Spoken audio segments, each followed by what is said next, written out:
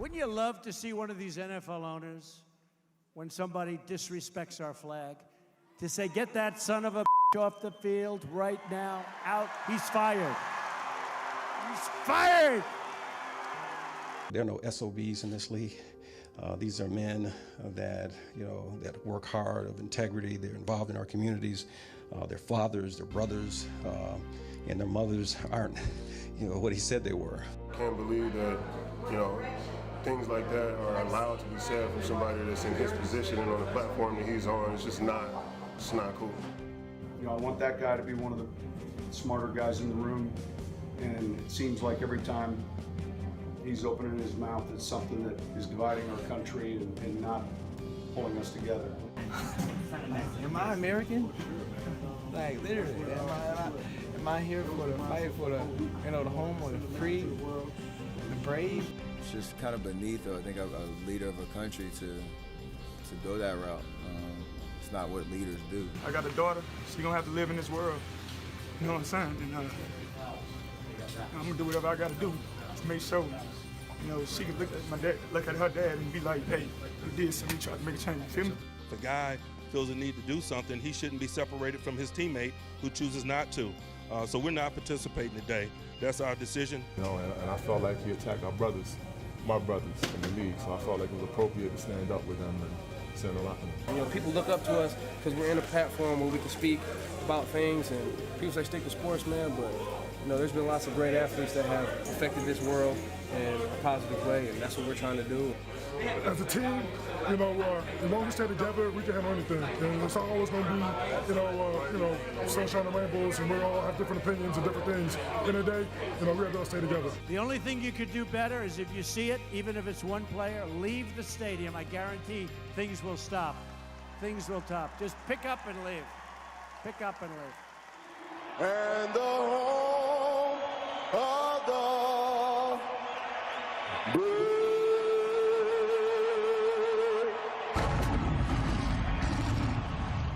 It was a weekend unlike any we have seen in sports. The president calling on NFL owners to fire players who are protesting. The president uninviting Steph Curry to the White House. And you just saw some of the reaction from the sports world. Let's talk more about it with former Giants running back Tiki Barber, Pro Bowler, and the executive editor of Sports Illustrated, John Wertheim, is here. First thing, Tiki, put yourself in the shoes of these players. If you were still in the league, what would you have done yesterday? Something similar. I don't think I would have taken a knee. The Star-Spangled Banner, which is our national anthem, but also representative of our flag, means a lot to me, especially after being here in 9/11 and seeing the response. I think I've told you this story many times, Maggie. After we played our first game, which was in Kansas City, the meaning of hearing that Star-Spangled Banner changed for me, and it felt different for me. And so fast forward to 2017 and actually 2016 with this protest started by Colin Kaepernick and now evolving into this. It's galvanizing. I think it's passionate. I think it presents a rare opportunity for African-American athletes to have a voice. A silent protest is one thing. John and I were talking about this. A silent protest is one thing. I would love to see them start shouting it and make other people hear what their protest is about, as opposed to letting this silent protest be put into the words of someone else. Someone else is writing their narrative because they're not speaking. I love that they're starting to talk about this, and thanks to President Trump, they can.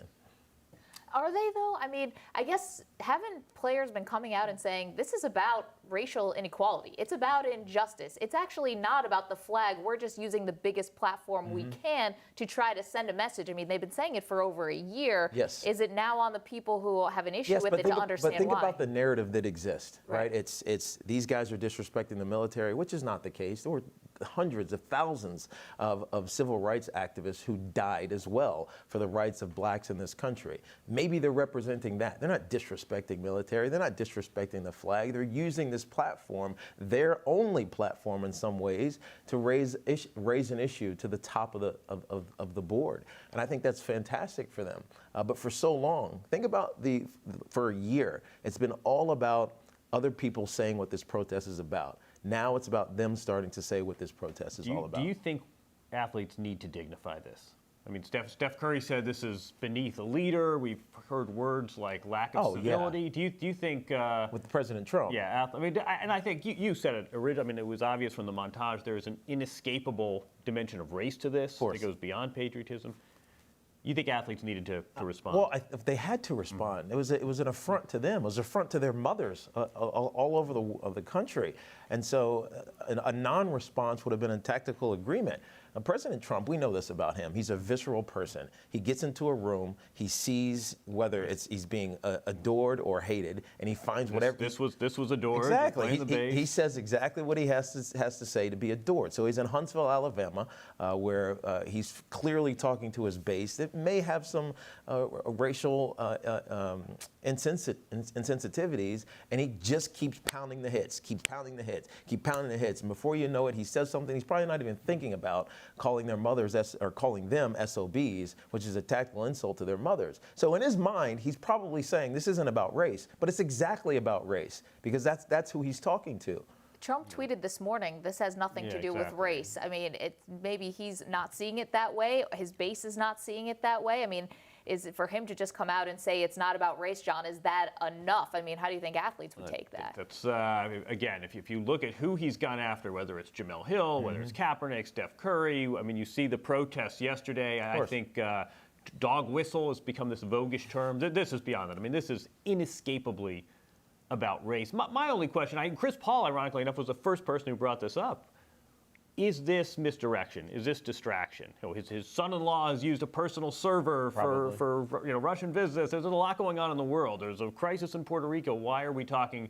You know, when celebrities are used in tweets, it makes for talking points, and that's what dominates the news cycle. Do you think Trump was bringing up football and Steph Curry as misdirection? Yeah, I mean, look, he's also gone, he's taken aim at non-African Americans as well. Obviously, currently it is African Americans because he's using this NFL protest as his platform. But in previous cases, he's gone against Caucasians. But again, it's always about creating his own narrative and taking the spotlight, to your point, away from the issues that really matter in this country. Even though this issue does matter, but it's not the pressing issue that Puerto Rico is, the natural disasters that exist in the lower parts of this country right now. Okay, two people who have supported Trump either financially or with their celebrity are now changing their tune a bit. Watch this. Like, I'm pissed off, I'll be honest with you, because I supported Donald Trump. I sat back and when he asked me to introduce him at a rally, in Buffalo, I did that. But I'm reading these comments, and it's appalling to me. And I'm sure it's appalling to almost any citizen in our country. It should be. I supported Trump for the election, and then I was obviously really disappointed how things turned out. But yesterday, after all the tweets and some of the stuff from the president, I mean, it really, really kind of crosses the line on player safety and some of the other bizarre things. Rex Ryan, Shad Khan there. And Tiki, when Colin Kaepernick first took the knee, you were critical of that too, just the what he was doing, not the why. Yeah. Seems like you've changed your stance a little on that, no? Not necessarily. I mean, look. These guys certainly have. Look, I love, anybody in this country can do whatever they want. Protest is part and parcel of being an American. It's what separates us from different countries in the world, really. We can protest and not worry about being killed. Right, and that's part of what America is guaranteed. I'm not against what Colin Kaepernick did. I wouldn't have done it. Right? I believe that our flag means something, that the stars and stripes for the 50 states, the 13 original colonies, what it stands for is something that's powerful, and it's all of us. Go back and listen to Martin Luther King's I Have a Dream speech. He's standing on the steps of the Lincoln Memorial, standing in front of a flying flag. So he's standing with the flag, expressing his gripe with America for the injustices that African Americans faced then and still face now. So standing in front of a flag, whether you are protesting it, whether you are championing it, it's an American right, right? And so my issue with Cap is that nobody knew what he was doing, and he didn't express what he was doing. He took a knee, said that this was about the racial inequalities, but then didn't explain himself, right? I wanted to hear what was next. What's next? Now, to his credit, he's done a lot. Yeah. He's given $1 million. He's in our communities. He's right down here in Lower Manhattan doing a ton of different things. So it's not about my opinion of him. Right. He has the right to do whatever he wants. But what happens next is the question I always have asked. One irony to this is, wouldn't you have thought that NFL owners, and even the NFL to some extent, is the base? I mean, this is a league that, for all intents, we can argue this, but I would say has blackballed Colin Kaepernick.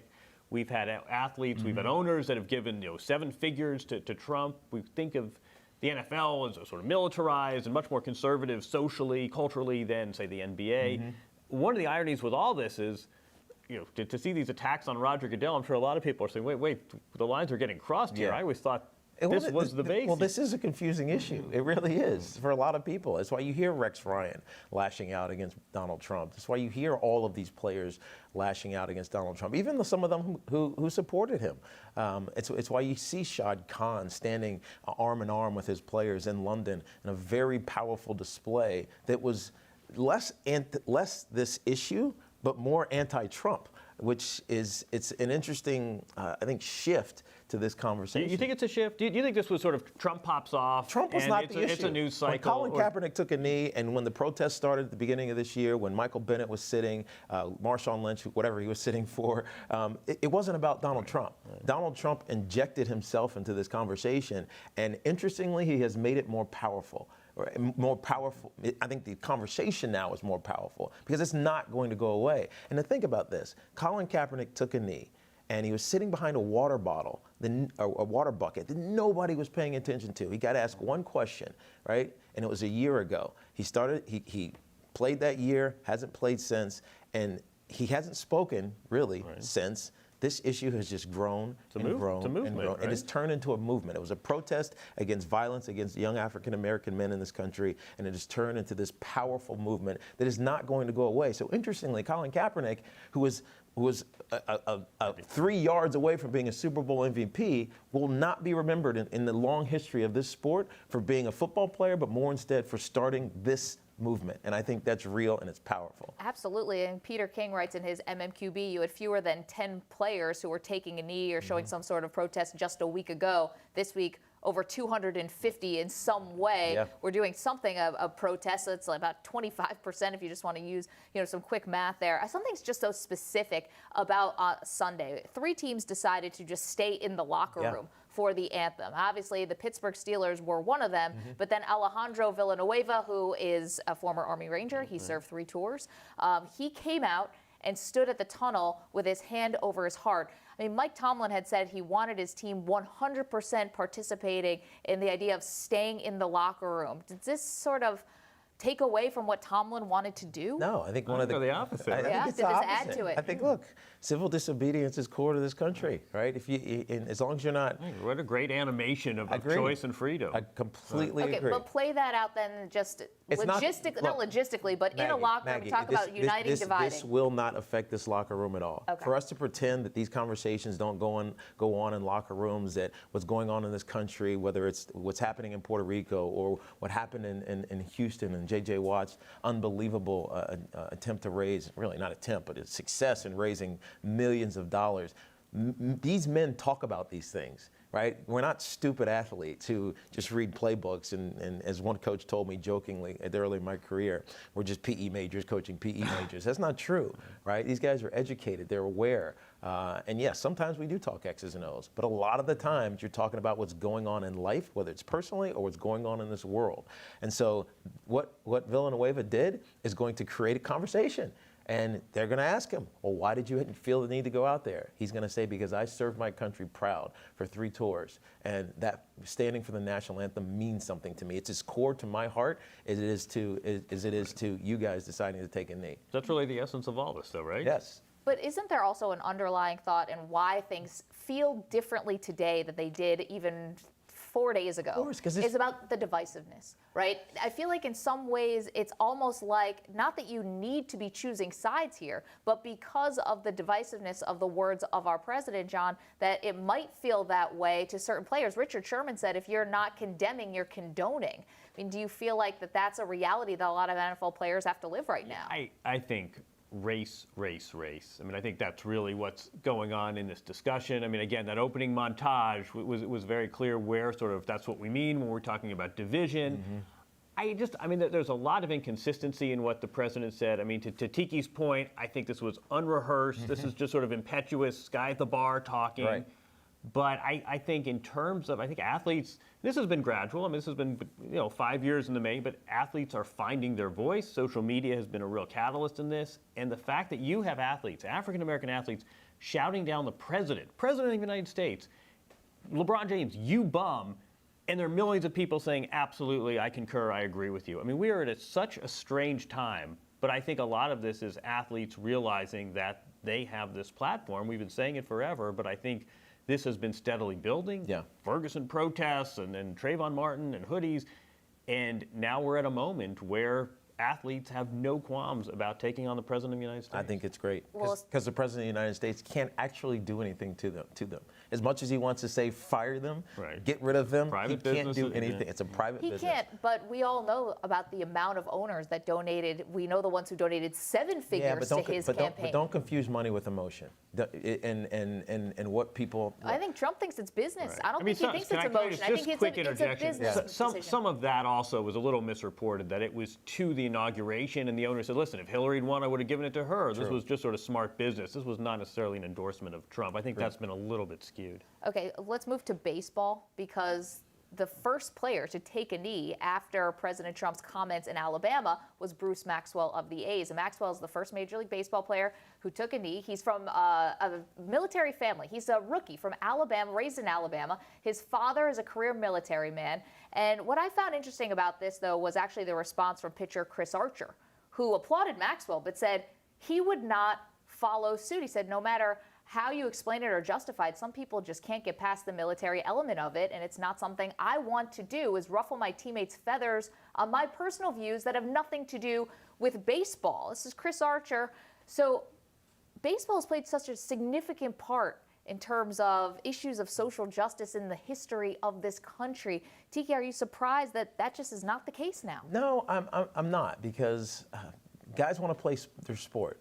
Some guys want to go to their job and just do their job, and you can't fault them for not wanting to take part in the protest that was started in the National Football League. Now, what they do off of the field is sometimes not reported, and we don't know what Chris Archer is doing in his free time. We don't know. Well, we know what Bruce Maxwell is doing, taking a knee here at the National Anthem out in Oakland, but we also don't know what he's doing outside of his arena. And so it's interesting when I see this shaming that happens to particularly African-American athletes in their sports when they don't participate, or when they have a neutral opinion, as opposed to shouting loud from the mountaintops or taking a knee or showing some sort of protest that puts them in the masses.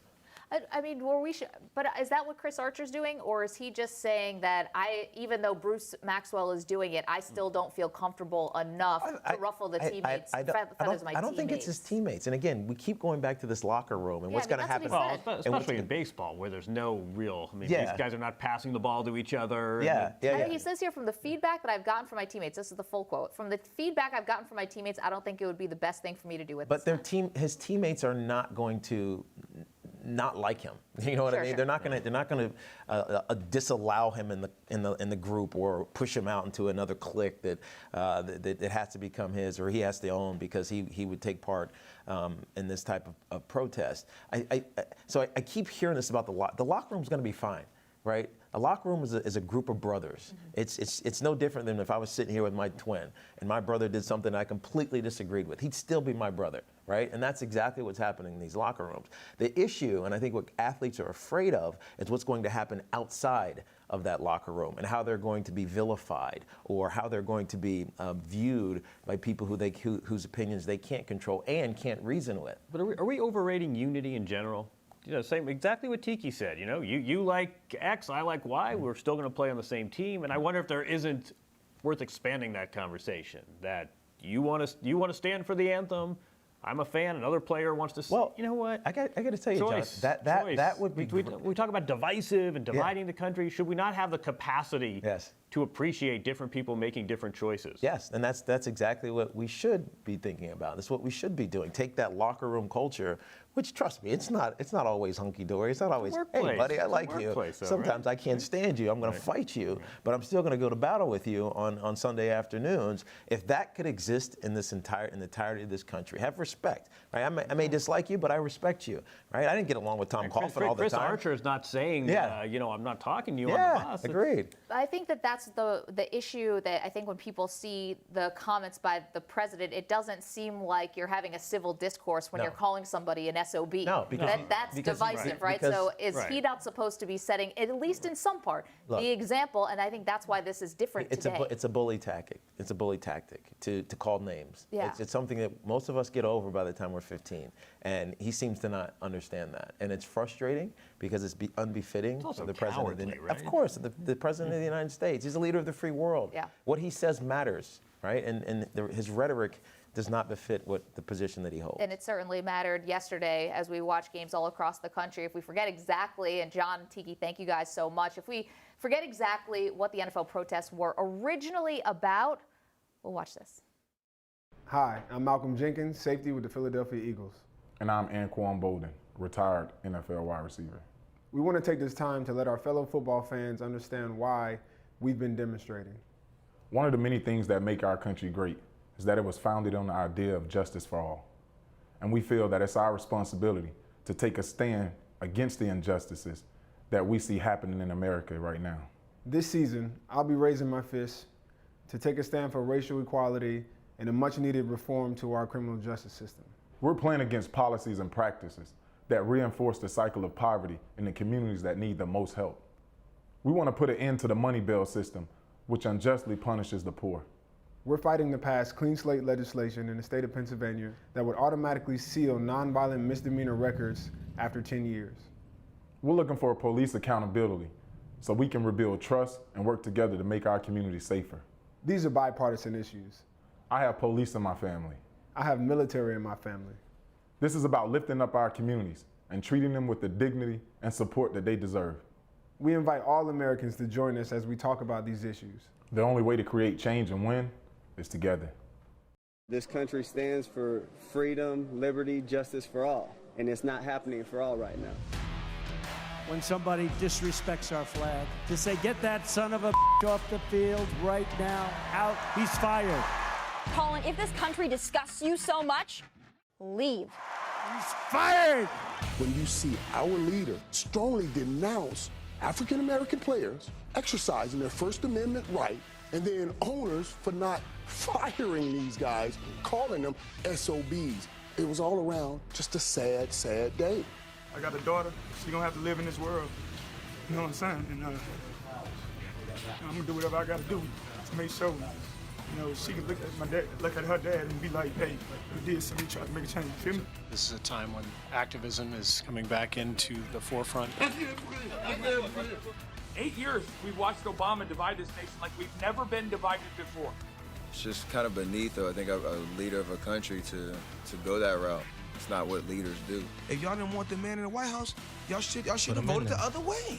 The man who's going to lead you has routinely used racist and misogynist, insulting words. Grab him by the... I think anyone who says the things that Donald Trump has said about women, about LGBTQ people is pretty disappointing. Listen, I understand what you're trying to do, but understand, take the flag out of it. To effect true change and what he's trying to say, if you don't have a real solution, if you ain't seen as a true activist, we've been sick of racism for 400 plus years. Donald Trump's idea to register Muslims and prevent them from entering our country is the very tyranny Jefferson abhorred. I promise you, if I had said lynch Trump, I'd be getting in with about 90% of the vote this year. Freedom of speech really is the basis for what America is about. We, as American people, need to actually just come together even more stronger, man, because this is a very critical time, and me being in the position I am, I had to voice this to y'all, so love y'all, man. Okay, let's continue this conversation, shall we? Let's welcome in Robert Trasinski. I hope I'm pronouncing that right. He is a senior writer at The Federalist, which is a conservative publication. I hope I got that right. Yes, you got it correct. Yes, thank you. Okay. Thank you so much for being here with us.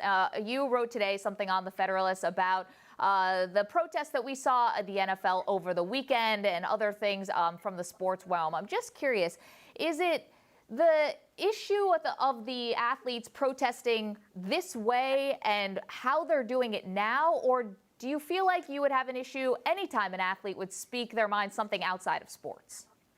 Oh, not at all. I mean, if they want to speak their minds, that's their right, and I would listen to them. I think it's the way that it is very poorly conceived protest, because it comes across, I think, objectively to a lot of the viewers by making it being kneeling during the anthem. It comes across as a protest not against racism or against injustice, but as a protest against the anthem, and by extension, a protest against America.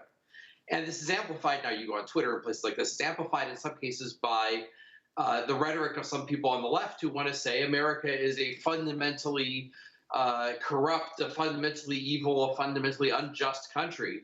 And it also, the question, too, that comes up here is, if the idea is we're going to kneel during the national anthem, when are they going to stop kneeling? What is the end point they want here? I mean, if you're protesting something, there has to be an object, a specific object you want to achieve. But the political program on this is very vague. So if it was like, for example, let me give an example. Ray Charles, the guy who wrote Georgia on My Mind, actually boycotted Georgia for a while. He would not perform in Georgia because of segregation. But the thing was, he said, when segregation ends, I'm going to come back and I'm going to perform. There's a specific protest aimed at a specific thing. This seems like a general protest. This comes across to a lot of people objectively as a general protest against America and as an open-ended protest. Okay, that has can I no just jump real in though for a second? endpoint. The players who have been taking a knee, they have said that this is not meant as an affront to the military or law enforcement. They have said that they want this to lead to better conversations between law enforcement, people in power, and minority groups. I mean, they are saying things that they want happening. They are giving money to places and charities that they think will make a difference. I feel like people who are critical of the protests are having trouble accepting that they're saying it's not about the military. It's about these other things, yet it seems hard for people to accept that. Why do you think that is?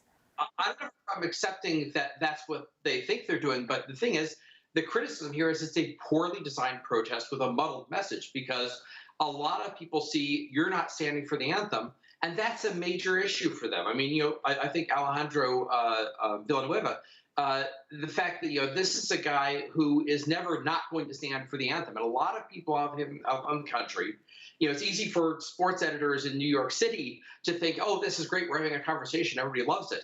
Out in the rest of the country, a lot of people say, I would never not stand for the anthem. I can't imagine any circumstances under which I would not stand for the anthem. I don't think Villanueva, I don't think there's any circumstances in which he's not going to stand. There are guys out there who don't have a knee to take because they lost their legs in Afghanistan and Iraq. They stand for the anthem.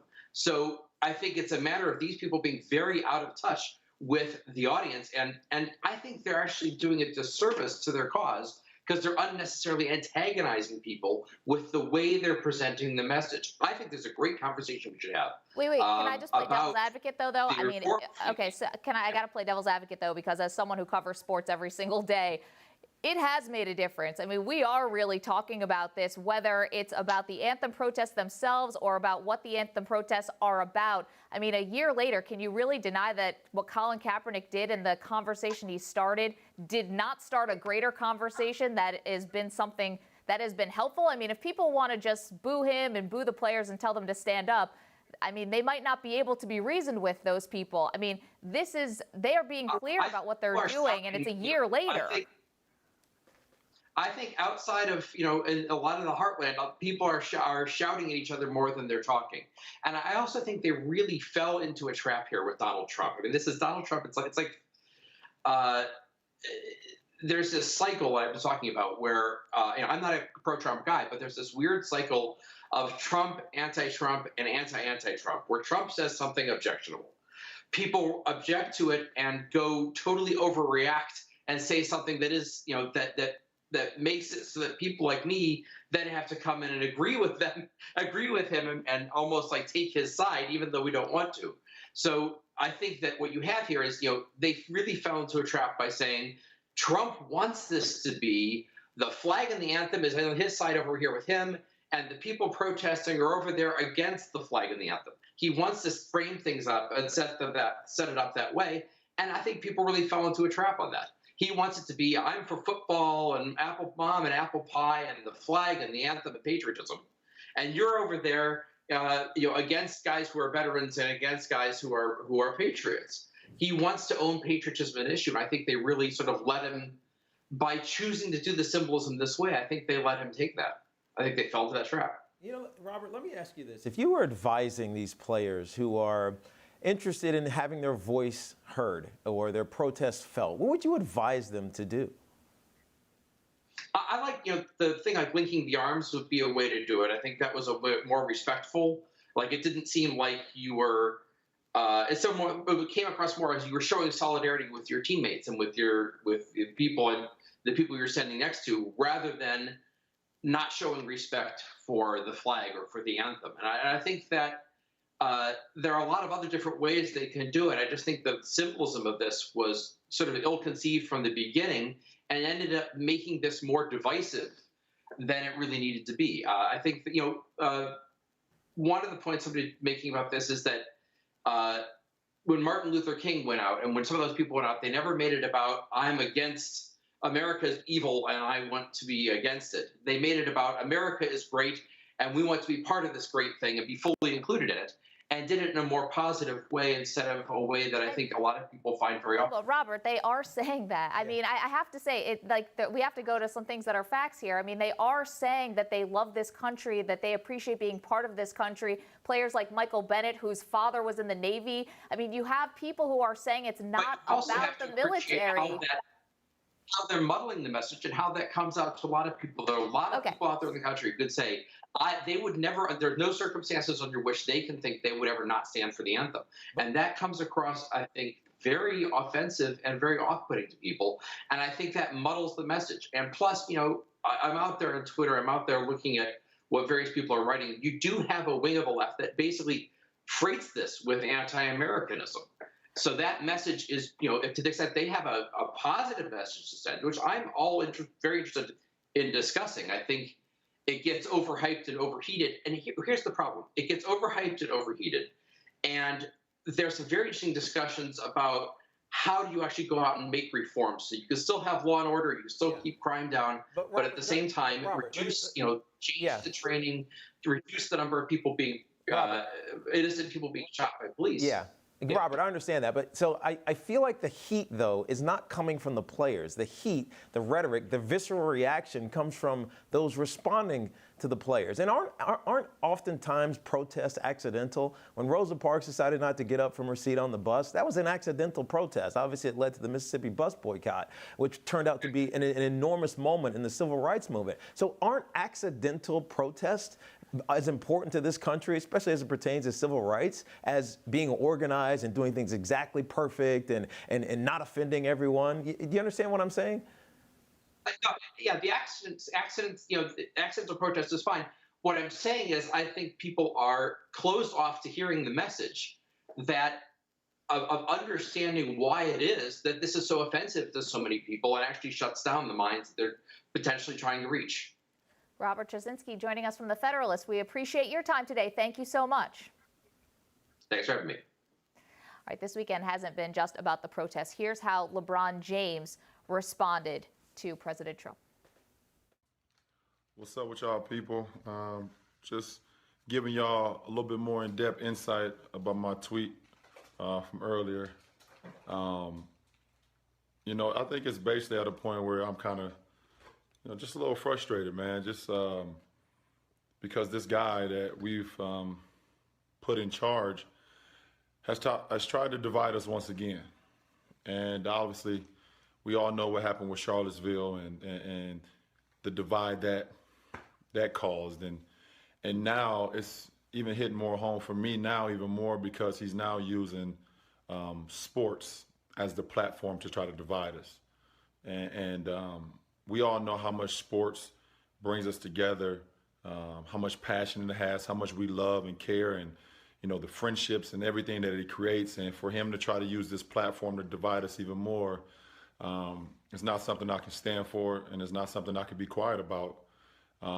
You just you look at him kind of asking, the NFL owners to get rid of players off the field because they're, exercising their rights, and that's not right. And then, when I wake up, I see that, a colleague of mine has been uninvited of something that he said he didn't even want to go to in the first place, to the White House. That's just something I can't stand for, man. And we got, Jamil Hill and Colin Kaepernick and, all these people are speaking up, and, it's for the greater cause. It's for us to all come together. It's not about a division. It's not about dividing. We, as American people, need to actually just come together even more stronger, man, because this is a very critical time, and me being in the position I am, I had to voice this to y'all. So love y'all, man. These are unprecedented political times where sports is intersecting with politics for a lot of different reasons. Understanding starts with a dialogue, and the most important part of dialogue is to listen. We're always talking about staying in your place. No matter how we look at this, it's going to continue to be a black and white issue. The President of the United States should never use the word SOB. That's just 100% inappropriate. Like, I'm pissed off, I'll be honest with you, because I supported Donald Trump. I sat back and when he asked me to introduce him at a rally, in Buffalo, I did that. But I'm reading these comments, and it's appalling to me. And I'm sure it's appalling to almost any citizen in our country. I just believe that it's sad that our president lacks the moral compass on things to say and things to talk about when we have so much going on in our country. Personally, I think our president should concentrate on serious issues like North Korea and healthcare rather than ripping into athletes and the NFL. Offensive speech should not be tolerated in this country, and offensive behavior that tears down the fabric of this country, like we saw in Charlottesville, should be called out. What is going on the field in the National Football League while the national anthem being played is not that. It's not that. And this isn't, as a player, woe is me. This is a woe is us as a country. What are we trying to do here? What are we trying to accomplish, not just as players, but as a country? I just couldn't be more disappointed in those comments. It's hurtful, it's divisive, and it's sad. We can be unified, but yet still think differently. And I think that's the thing you have to do is unification doesn't mean we all think alike. It means we respect the other person's position. That is what the democracy is about, an American experience that's better for all, governing for all.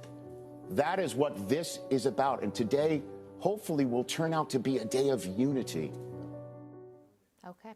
The editor-in-chief of the MMQB, Peter King, joins us along with Jonathan Jones, both out there covering the NFL this weekend, a weekend unlike any other. Peter, I'm going to start with you. What's the one thing you heard from players that had the biggest impact on you on Sunday? It's funny. Maggie, as you know, I write my column late into the night on Sunday into Monday. And I don't know, it was about 1:20 a.m. this morning where I saw on Twitter something about you've got to listen to what Josh Norman said about Donald Trump. And so there was about a 2-minute and 20-second clip of his post-game press conference. And he had one of the most amazing things I think I've ever heard a player say in a post-game press conference, which in essence was, am I American? Am I really free? And he said, this is not acceptable. And I'm getting choked up right now just talking about it. I mean, it was so interesting because Washington had a huge win over the Oakland Raiders. And here are players, which happened in every locker room, in 14 locker rooms, or 14 stadiums, 28 locker rooms around the NFL. The conversation after a game was at least as much, if not more, about the divisive comments of Donald Trump on Friday night. So that's really what'll stick with me. Jonathan, you were at the Panthers-Saints game. Panthers, the only team who did not have any form of protest on the field. What was your takeaway from that? Yeah, I can say it's very difficult. It takes a lot of bravery and courage, first of all, to protest. It is not easy to take a knee. I think just because a lot of people have done that does not make it, in my opinion, any easier for someone to ball up their courage and do that on the field. As far as the Panthers go, Charlotte is a progressive city. It is New South, but there are still it's a difficult place to do this kind of protest, is the nice way of putting it. Panthers team owner and founder Jerry Richardson is one of the only owners, along with Cowboys owner and GM Jerry Jones, to not issue a statement.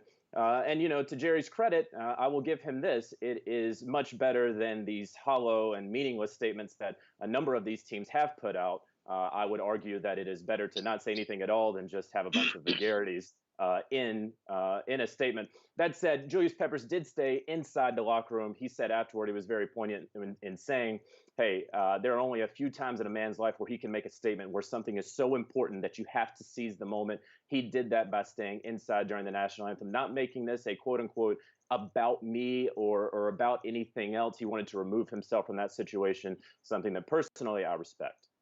Peter, go to Jonathan's point about some statements that just seem to be pretty vague.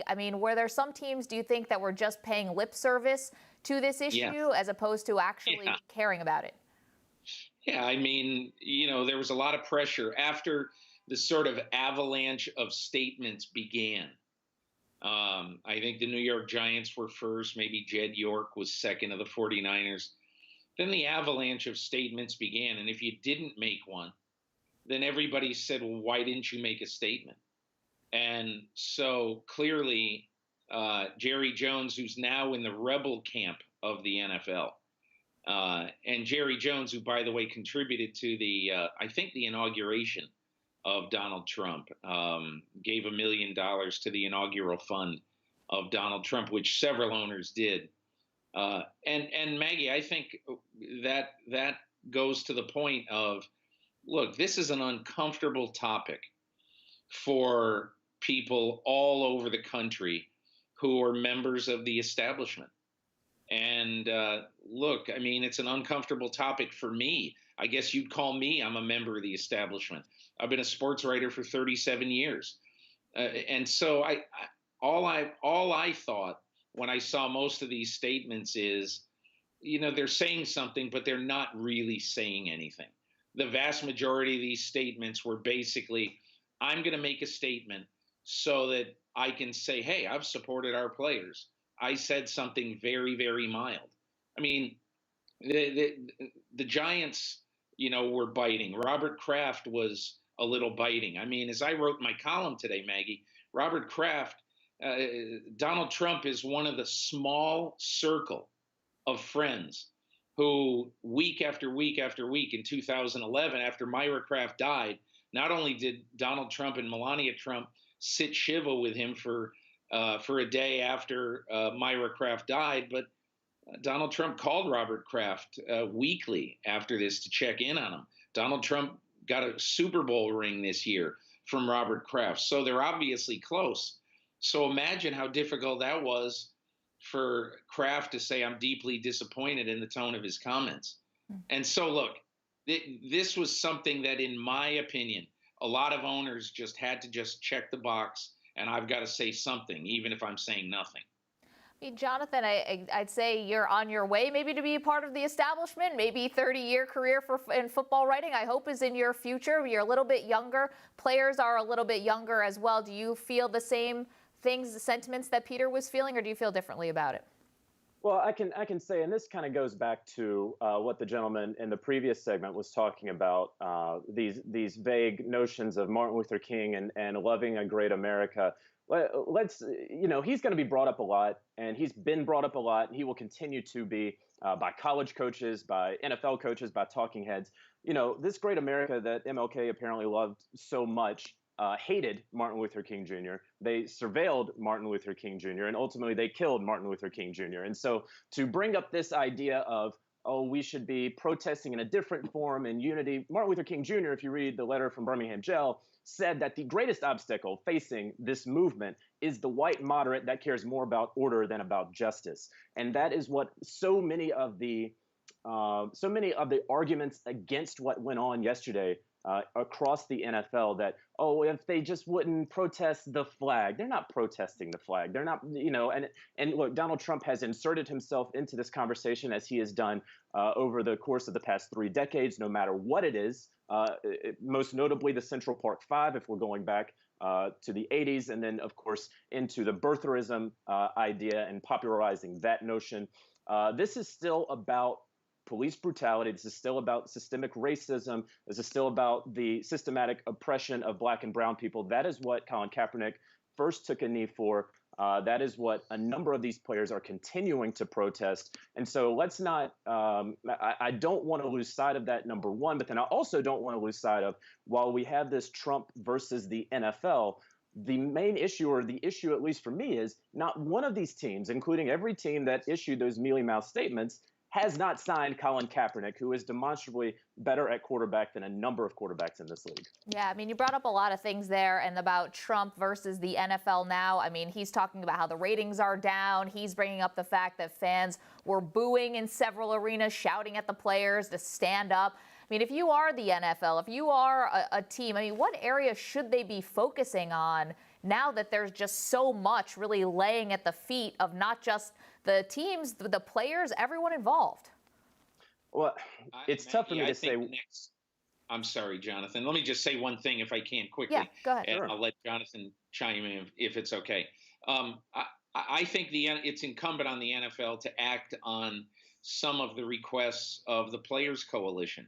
This is the coalition of 4 player leaders and somewhere between 30 and 40 players around the league, led by Malcolm Jenkins and Anquan Bolden, who basically want the league to pay more than just lip service to activism and social causes.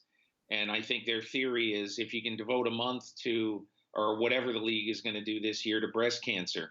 And again, I am in no way minimizing breast cancer as a disease, as a scourge on our society.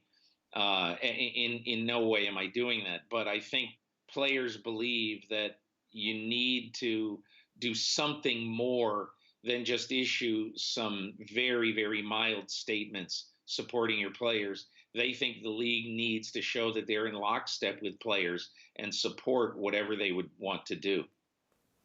Jonathan, why don't you go ahead there? What do you think I guess add to Peter's comments, or give your own about what you think the NFL and the players can do now that this is all sitting right here in front of them? Yeah, I'll say this, and this is something that I'm working on for the MMQB, is I thought yesterday one of the most egregious things that happened were owners who had donated $1 million to Trump's inaugural committee joining arm in arm with their players, only after Trump called them out and, quote unquote, started messing with their money, that they weren't necessarily there before, that the rhetoric that Trump had stoked for more than a year, they still decided that it wasn't enough to prevent them from donating $1 million. And so this show of unity, where Trump has been issuing this divisive rhetoric for more than a year, almost 2 years, I was very lost about why Shad Khan and Dan Snyder believed that something changed all of a sudden this weekend. I understand that he called their guys out, but he's been calling out more than half of America for 2 years. And so to stand there after you have given, between the two men, $2 million to Donald Trump for his inaugural committee, knowing good and well that stuff like this was going to happen, because stuff like this has happened with this man, they get no points from me. They're not graded on a curve, and I don't have much respect for that. Follow up here. Last question for both of you guys. Jonathan, I'll let you go first, and then Peter, I'll give you the last word. What do you think the lasting impact of yesterday will be? It's tough to say, because obviously a year ago when Colin Kaepernick first sat and then took the knee, we certainly did not expect what happened yesterday to be going on a year from now.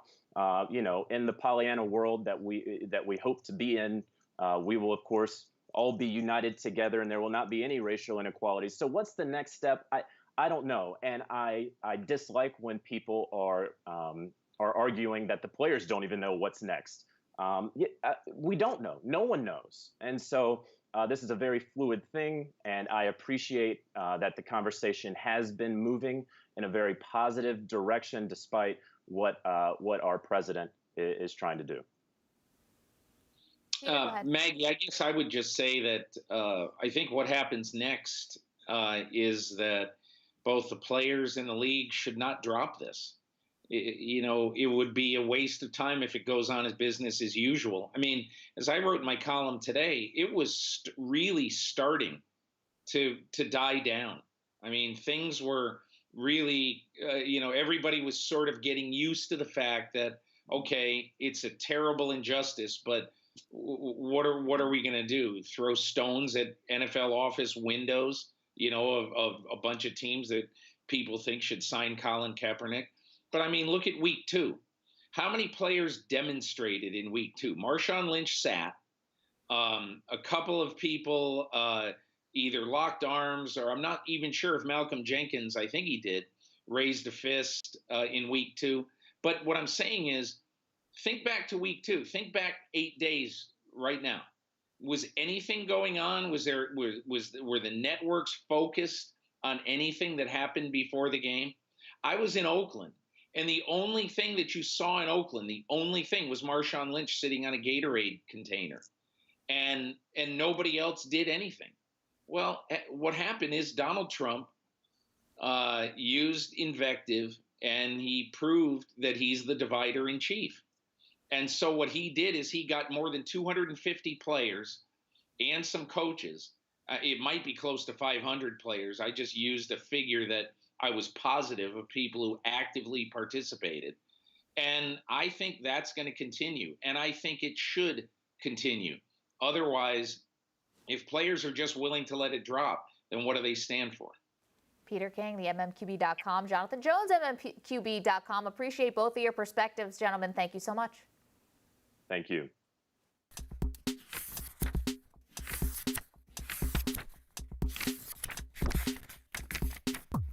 The Seahawks' Michael Bennett and his brother, Packers tight end Martellus, have both been outspoken critics of the president. Michael has vowed to sit for the anthem this season. Martellus tweeted this on Saturday: "I'm okay with being fired for what I believe in."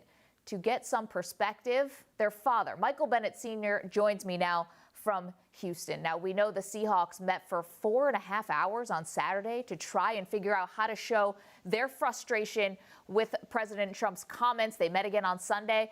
Mr. Bennett, what did Michael say to you about those meetings and what the team talked about? He just said that, they had a good meeting with the team and everybody was on the same page. And they just felt like, what the president said was a slap in the face to every citizen of America, not just football players, but anybody with the right to freedom of speech. So they just felt like there's something they need to do as a team collectively, and I think they did that. Of course, you have to go out and play a football game, which I'm sure was not easy. How distracting do you think Trump's comments were for the team? I think it was distracting for the whole NFL. But the Seahawks they're a veteran team. They're used to distraction. They're used to dealing with stuff like this. I don't think what the president said really distracted them at the level where they couldn't perform on the field on Sunday. It's just that, just to deal with that, we deal with stuff every day, especially NFL football players. They deal with a lot of things. So I just think they played a good team, and the Titans just did lose that game. But, I don't think they was very much distracted about what the president said at all. Of course, we know Martellus and a few others skipped the visit to the White House after winning a ring with the Patriots. So I'm curious what you think the significance of the president uninviting Steph Curry to the White House is. I think that's kind of ridiculous. I feel like if you're a professional person, no matter what you do in life, you could be a school teacher, you could be a bus driver, you could be a police officer, you could be in the military.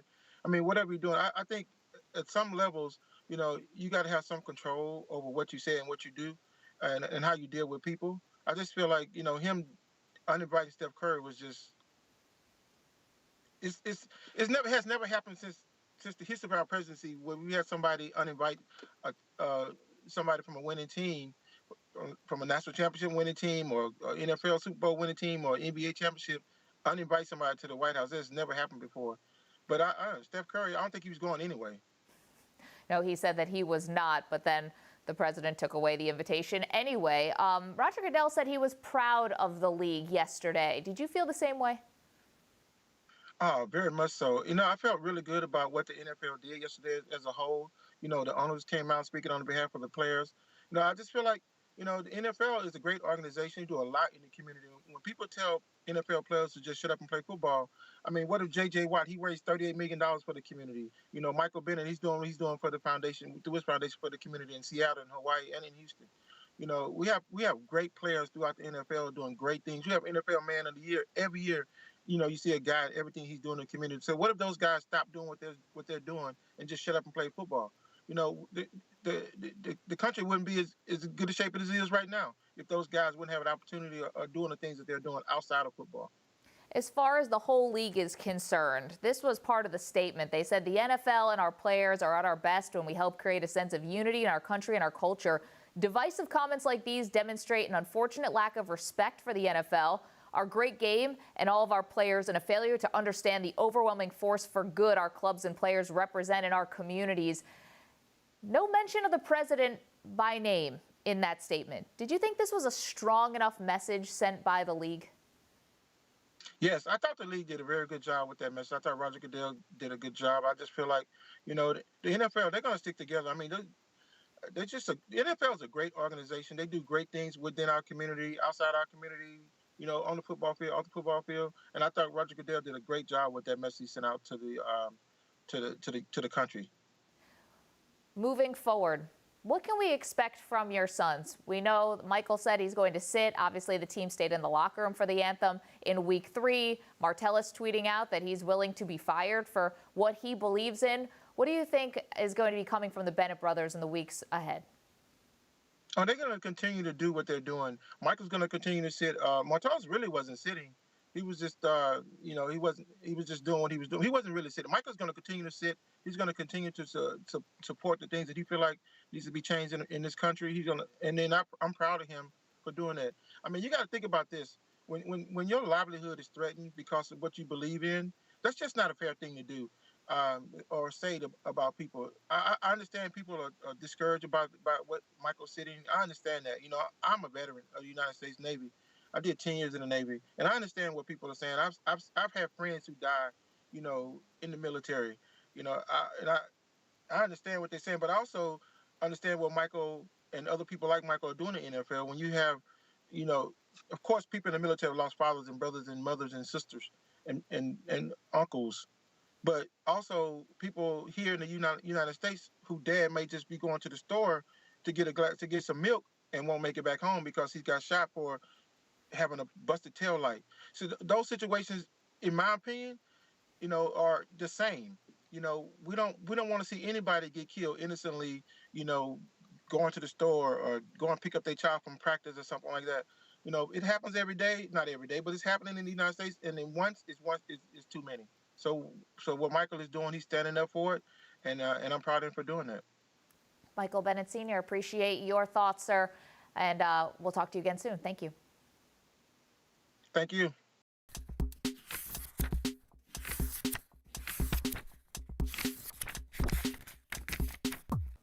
Michael McCann is SI's legal expert. He joins me now. Michael, we know the law is all about precedent. Is there precedent for a president trying to wield his power to influence a sports league like this? Well, I don't think, Maggie, in this context, we've seen anything like what President Trump has done in terms of his comments.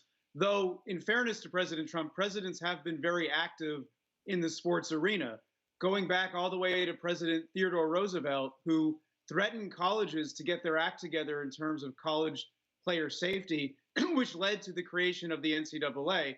And then going fast forward to President Nixon signing Title IX into law, which of course radically changed sports. President Carter signing the Amateur Sports Act. The first President Bush banning sports betting in all but 4 states. And then President Clinton signed the Curt Flood Act. President George W. Bush permitted fantasy sports through legislation. So it's certainly common for presidents to play a role in sports in terms of encouraging owners to fire players and things like that. We haven't seen that. Can an owner fire a player for taking a knee? Probably yes, in the sense that the contract between the player and the team gives the owner tremendous latitude in deciding whether or not to release a player. And also, the First Amendment, though, is powerful. It protects us from governmental penalty, not penalty from our private employer. So from that lens, it's very possible for an owner to fire a player for this. Now, keep in mind, players have certain rights after that happens. They can arbitrate that kind of event under Article 43. And if they lose arbitration, they can try to get it vacated by a federal court.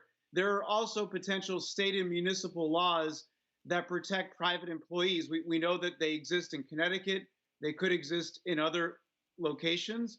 In addition, there's the EEOC. If somebody believes that being fired over the anthem relates to race, for instance, there may be the possibility of arguing it's discrimination. So there are other avenues, but the general takeaway is that teams have a great deal of discretion. Does that also apply in the case of NASCAR, where owner Richard Childress said he would fire any employee who protested? If he did that, would the employee have a case against Childress? Probably not, because it goes back to this issue of a contract where the contracts that I've seen in NASCAR give the team enormous latitude in deciding whether or not to fire somebody for a cause who's on that team.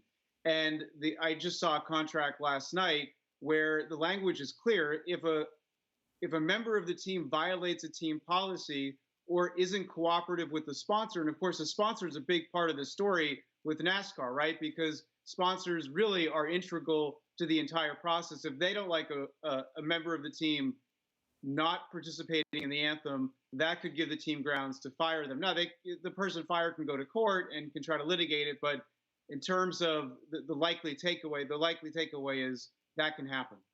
Let's go to the actual language here. Trump calling players SOBs, of course, advocating for them to lose their jobs. I mean, can they take any action just because of the language? Yeah, some have suggested that there's a federal statute, 18 United States Code Section 227, and this law makes it unlawful for certain elected officials, including the president, to interfere with employment decisions by a private employer. So a lot of people are saying, well, look at this. This is the law that can be used to punish Trump or even potentially remove him from office. We haven't seen this law used for a reason. There's a major qualification to it. A prosecutor, and it's a federal criminal statute, a prosecutor would have to show beyond a reasonable doubt that the president's motives were solely based on partisan political affiliation. I don't see how that's possible here, particularly because a number of owners who are Republican or who identify with Republicans have come out in support of the players, including Robert Kraft, who, of course, is a friend of Donald Trump. He has been a sharp critic of the president in this context. So I don't see how anyone can plausibly say this is about partisan affiliation. And also, even if it's mostly about it, it has to be purely about it under the law. This is a law that I think sounds great in theory, but in fact has no real practical application. Michael McCann, thank you for clearing all that up for us. We appreciate your insight. Thanks, Maggie.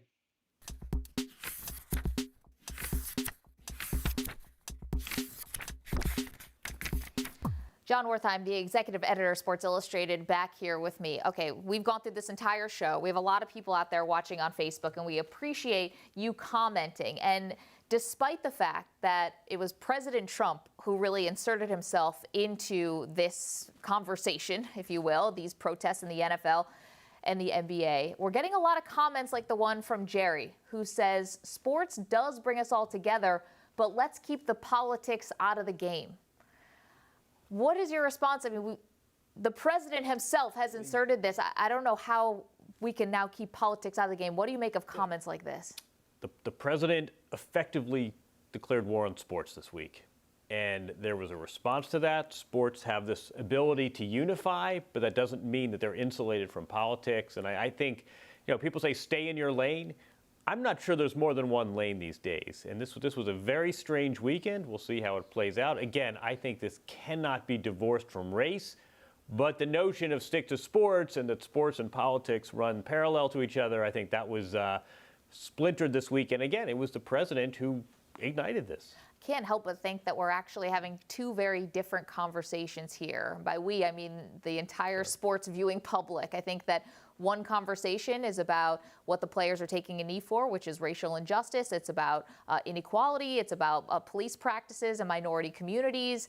And then I feel like there's another conversation about patriotic symbolism and what those symbols mean and how we should be interpreting them.